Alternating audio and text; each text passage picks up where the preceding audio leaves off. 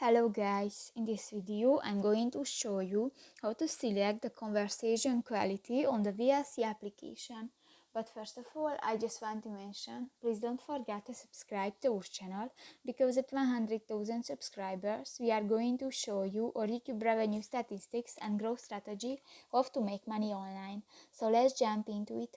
First of all, open the application on your device.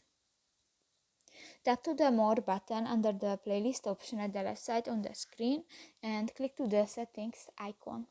Go to the extra settings section and click to the casting option. If the first option, the wireless casting, is enabled, you can find the third option, the conversation quality, and here you can select high, medium, low or lowest option, and just select one and click to the circle icon and done. So that's pretty much it for this video, guys. See you in the next one. Bye bye.